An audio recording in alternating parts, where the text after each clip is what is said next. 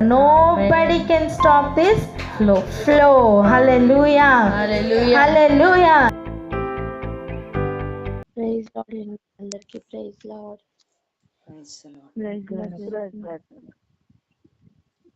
హల్లెలూయా. జయించే వారిగా మన జీవితం ఉండాలని ఆశతో ప్రార్థనా పూర్వకంగా ఈరోజు ముందుకు వెళ్దాం. పరిశుద్ధాత్ముడు మనల్ని జయించేట్లుగా నడిపించునుగాక. ఆమేన్.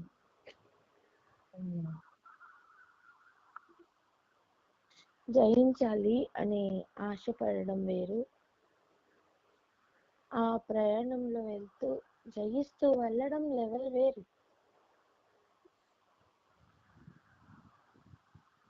ఆశపడడం వేరు, జయిస్తూ వెళ్ళడం వేరు. ఇది మొదట ఎక్కడ స్టార్ట్ అయిందో ఆ ఏరియా నుంచే మరలా బ్రేక్ అవ్వాలి. అక్కడి నుంచే మళ్ళీ జయం రా. హల్లెలూయా.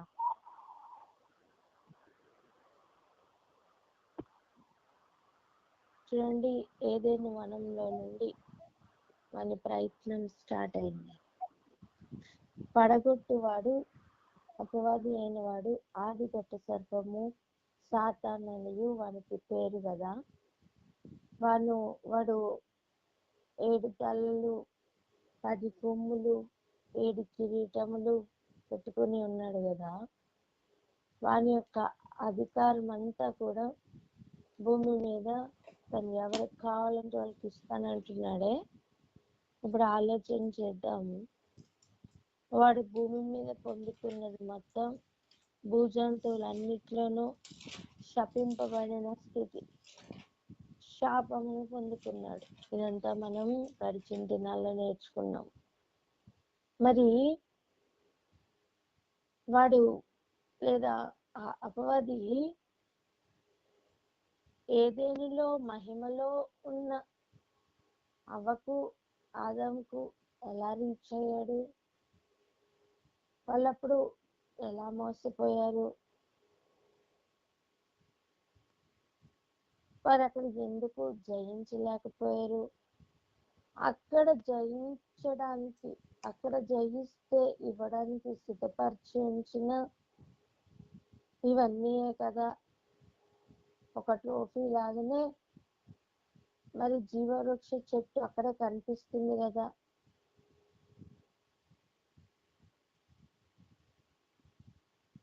వాళ్ళు అలా మోసపోవడానికి గల కారణం మొదటిగా వాని మాట వినడం. చెప్పండి. వాని మాట వినడం. వాని మాట వినడమే డైవర్షన్ కి మొదటి మెట్టుగా మారింది. అపవాది మాట వినడమే ఫస్ట్ స్టెప్ పాపంలో పడిపోవడానికి కారణంగా మారింది.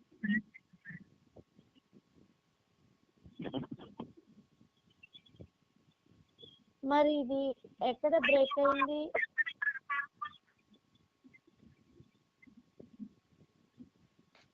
మ్యూట్ లో పెట్టండి.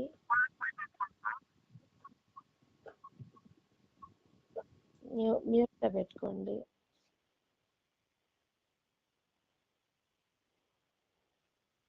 వారి మాట వినడం అనేది ఎవరు బ్రేక్ చేశారు? వారి మాట వినకుండా ఎవరు బ్రేక్ చేశారు? మరి వారి మాట వినడమే కదా పాపంలో పడిపోవడానికి కారణమైంది. వాని యొక్క ఏ మాట కూడా వినకుండా యేసు ప్రభు నిరూపించి చూపించారు. హల్లెలూయా.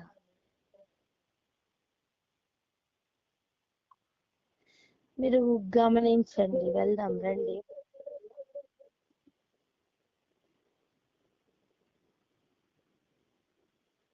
నాలుగవ అధ్యాయం మొదటి 2 వచనాలు. మళ్ళీ చెప్పండి. మత్తయి సువార్త 4 మొదటి 2 వచనాలు. మత్తయి సువార్త 4వ అధ్యాయము 1-2 వచనాలు. అప్పుడు యేసు అపవాది చేత శోధింపబడుటకు ఆత్మ వలన అరణ్యమునకు కొనిపోబడెను. 40 దినములు 40 రాత్రులు ఉపవాసం ఉండిన పిమ్మట ఆయన ఆకలి గొనక. ఇప్పుడు చూడండి, ఆయన శోధింపబడుటకు, అపవాది చేత శోధింపబడుటకు ఎవరు తీసుకుని వెళ్ళారట? ఆత్మ అరణ్యం తీసుకుని వెళ్ళారట. నేను అంటాను, ఒక కాలేజీలో ప్రతి లైన్ నేర్పించి ఒక స్టూడెంట్ ని బాగా తయారు చేసి, నువ్వు ఎలాంటి క్వశ్చన్ అన్నా ఇవ్వు, వాడు 700కి 700 మార్కులు తెచ్చుకుంటాడు అన్నట్లుగా తయారు చేస్తే, ఆ వ్యక్తిని ఆ టీచరే తీసుకుని వెళ్ళి నిలబెట్టి ఎలాంటి వాళ్ళు ఎదురుగుండానైనా టెస్ట్ చేసుకోరా అని నిలబెడతారు. ఆ యాజమాన్యంకి తెలుసు ఈ వ్యక్తి యొక్క ట్రైనింగ్ ఎట్టిదో. ఆ యాజమాన్యానికి తెలుసు పొందబోతున్న జయం ఎట్టిదో. అలాంటప్పుడే వారే తీసుకుని వెళ్ళి టెస్ట్ చేసుకోమని నిలబెడతాం. అంతకంటే ఎక్కువ స్థాయిలో ఆత్మ అయిన వాడు, పరిశుద్ధాత్మ యేసు ప్రభుని అరణ్యంలోకి తీసుకుని వెళ్ళి చేసుకో, టెస్ట్ చేసుకో, నువ్వు ఎన్ని రకాలుగా చేస్తావు టెస్ట్ చేసుకో, నీ మాట మాత్రం వినరు. హల్లెలూయా.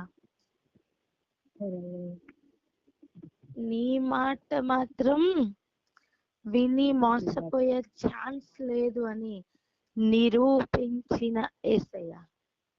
హల్లెలూయా. ఎంతమందికి అర్థమవుతుంది? అర్థమవుతుంది. వస్తున్న మాట ఏ సోర్స్ లో నుంచి వస్తుందో చాలా చాలా ఇంపార్టెంట్. వస్తున్న మాట ఏ సోర్స్ లో నుంచి వస్తుందో చాలా చాలా ఇంపార్టెంట్. ఎందుకో చూడండి,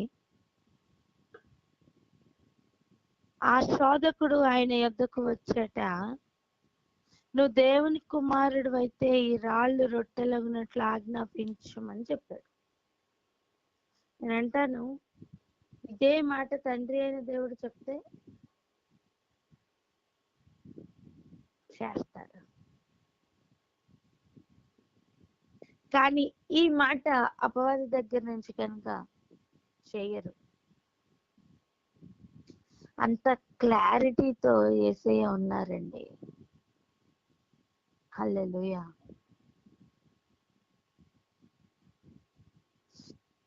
ఈరోజు జయించడానికి కూడా ఎంత క్లారిటీ కావాలి. ఒక మాట చెవులకు వినబడుతుందా, అది ఎక్కడి నుంచి వస్తున్నది అని శ్రేష్టమైన వివేచన అవసరం.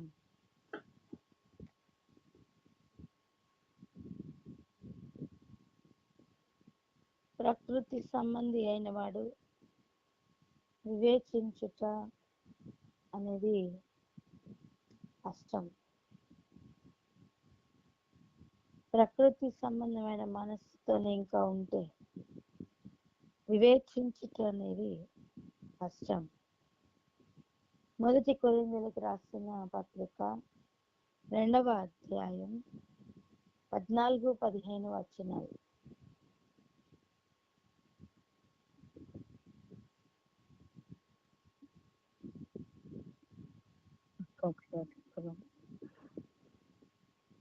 మొదటి కొరింథీయులకు రాసిన పత్రిక 2వ అధ్యాయం 14-15 వచనాలు.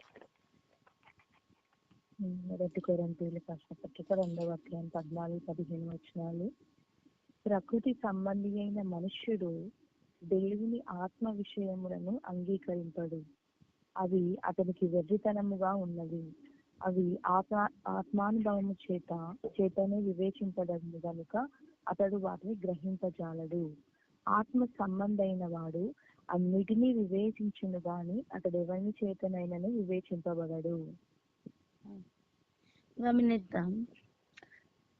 ఆత్మానుభవము చేతనే వివేచింపదగును. ఒక అనుభవం ఉండాలి, అది కూడా ఆత్మానుభవం.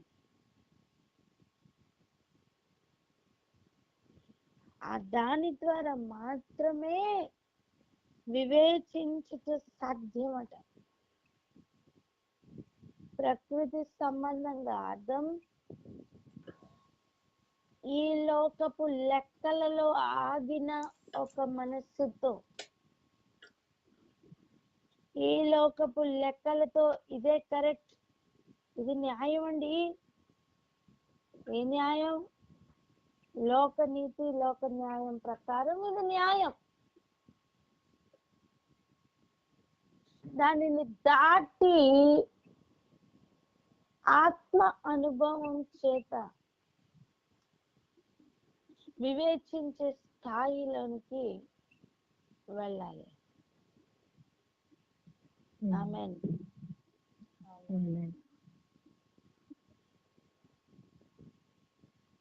ఆలోచిద్దాం. ఆత్మ సంబంధమైన వాడు అన్నిటినీ వివేచిస్తాడట. జయించడం ఎలా అని మనం నేర్చుకుంటున్నాం. నువ్వు జయించాలనుకుంటున్నావా? ఫస్ట్ స్టెప్, మొట్టమొదటి అడుగు జయ మార్గంలో అక్కడి నుంచి పరుగు పెట్టు, గమ్యం చేస్తావు. నువ్వు ఫస్ట్ అడిగే ఓడిపోయే మార్గంలో వేసి పరుగు పెట్టి, నేను పరుగు పెడుతున్నాను, గమ్యమే చేరుతున్నాను అనుకుంటే నువ్వు గమ్యానికి దూరంగా పోతున్నావు నాన్న. సో ఫస్ట్ అడుగు ఏదైనా ఉంది అంటే వాని మాట వినకపోవడం.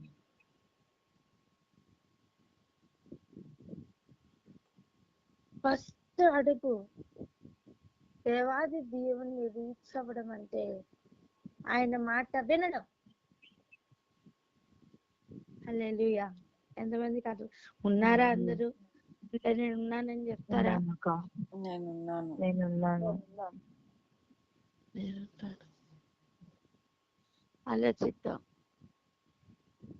అపవాది అయిన సాతాను అనబడిన పడిపోయిన వేకు చుక్క ఒకసారి అదే వేకు చుక్క ఒకసారి కెరూబుగా కూడా ఉన్నాడు. ఇటువంటి కెరూబు, ఇటువంటి పడిపోయిన కెరూబు, ఇటువంటి వేకు చుక్క, ఇటువంటి అపవాది, ఆది సర్పం, ఎన్ని పేర్లైనా పెట్టండి, వాని మాట వినకపోవడమే ఫస్ట్ స్టెప్. జీవ మార్గంలో అడుగులు వేస్తూ ఉండడం మొదటి అడుగే వాడి మాట కట్ చేయడం.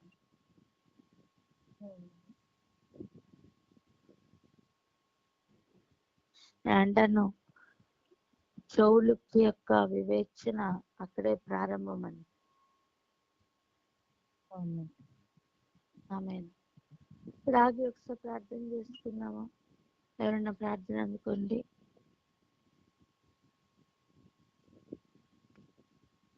స్తోత్రం స్తోత్రం స్తోత్రం స్తోత్రం. పరిశుద్ధుడా, గొప్ప దేవ, మహోన్నతమైన తండ్రి, అయా తండ్రితో కలిసి మేమండి తండ్రి అన్నది పరిశుద్ధమైన నీ నామంలో తండ్రి నైనా అయా ప్రభు తండ్రి నన్ను వివేచింపదగిన మాటలు తండ్రి మాకు వినిపిస్తూ తండ్రి గ్రహించుటకు మీరే జ్ఞానమును దయచేస్తున్నందుకు వందనములు, స్తోత్రములు, స్తోత్రములు నాయన.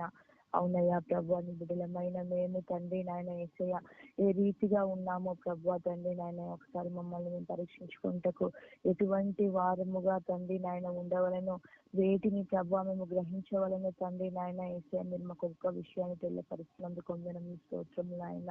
అవునయ్యా ప్రకృతి సంబంధి అయిన వాడు ఆత్మ విషయములను అంగీకరింపడు అని తండ్రి నాయన ప్రభు తండ్రి నాయన ఎన్నోసార్లు చెప్పిన ప్రభు మరొకసారి తండ్రి అయా ఖచ్చితముగా తండ్రి నాయన ప్రభు ప్రకృతి సంబంధి అయిన వాడు ఆత్మ విషయంలో అంగీకరింపడు అని మాతో మాట్లాడుతూ తండ్రి నాయన యేసయ్య అయా తండ్రి ఆత్మ సంబంధి అయిన వాడు అన్నిటినీ వివేచించునని ప్రభు మీరు తెలియపరుస్తూ తండ్రి నాయన వివేచింపగలిగిన జ్ఞానము మేము పొందుకోవాలను అంటే తండ్రి ఆత్మ సంబంధి అయిన వారి వల్ల మేము ఉండాలి అని తండ్రి నాయన ప్రభు మీరు చెబుతున్న మాటలను బట్టి వందనములు, స్తోత్రములు, స్తోత్రములు. అవునయ్యా వివేచన కలిగిన మాటలు ప్రభ మేము గ్రహించాలంటే మొదటిలోనే అయా మా అడుగు తండ్రి నాయన ప్రభు ఆత్మ సంబంధి అయిన ఉండాలి ప్రభు. అటువంటి మార్గంలో మేము నడవడానికి తండ్రి మమ్మల్ని క్రమబద్ధీకరించి ఆ మార్గంలోనే నడుపుతున్నందుకు తండ్రి నేను మీకు స్తోత్రములు. అటువంటి మార్గమును ఎంచుకోదగిన ఆ జ్ఞానమును ప్రభు మీరే మాకు దయచేసి తండ్రి నాయన యేసయ్య అయా తండ్రి నాయన మార్గం అంతటిలో ప్రభు మొదటి అడిగే తండ్రి నాయన యేస వివేచించదగిన జ్ఞానము చేత నడుచుటకు మీరే సహాయము దయచేసి కేవలము మీ నామాన్ని మాత్రమే మహిమపరచుకోనమని, సమస్త మహిమ ఘనత ప్రభావములు కేవలము మీరు మాత్రమే పొందుకోనమని క్రీస్తు నామములో అడిగి వేడుకుంటున్నాం మా ప్రియ పరలోకపు తండ్రి. ఆమేన్. ఆమేన్. సో మొట్టమొదటి అడుగు ఏంటండి? మరి మాట వినకపోవడం. నీ గమ్యం జీవమా? అయితే దేవుని మాట విను. నీ గమ్యం మరణమా? అయితే అపవాది మాట విను. ఇంకొక యాంగిల్లో చెప్తాం. నీ గమ్యం మరణమా? అయితే దేవుని మాట వినకు. నీ గమ్యం జీవమా? అయితే అపవాది మాట వినకు.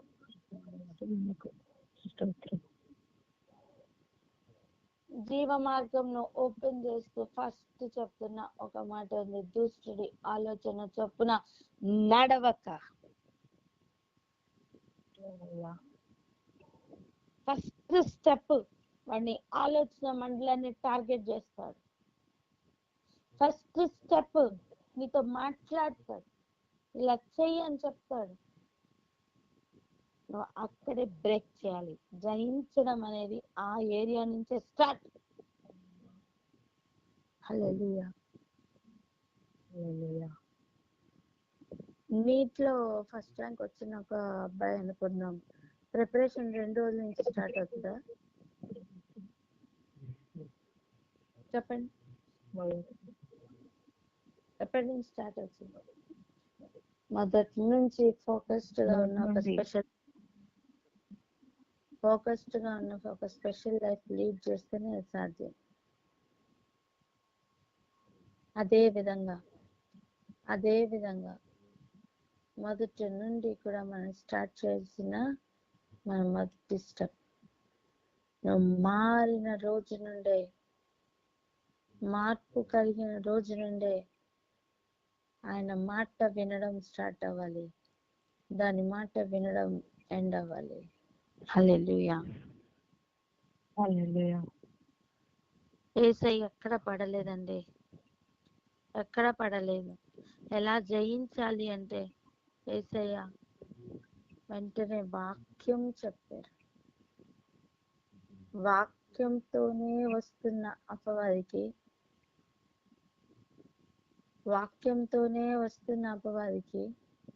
నేను అంటాను ఫ్యూజ్లు ఎగిరిపోయి ఉంటాయి. నేను ఇదే ఆలోచనతో వెళ్తే మిగిలిన వాళ్ళందరూ మోసపోతున్నారు. ఈ యేసయ్యను మోసపరచడం అవ్వట్లా. శరీరంతోనే కదా వచ్చారు, నరమాత్రుడే అన్నట్లు ఓడిపిస్తాను అని ప్లాన్ చేస్తుంటే అవకాశమే ఇవ్వకుండా, మాటే వినకుండా ఉన్న యేసు ప్రభు ఇక చెప్పండి, ఆజ్ఞ అతిక్రమం ఎక్కడిది, పాపం ఎక్కడిది?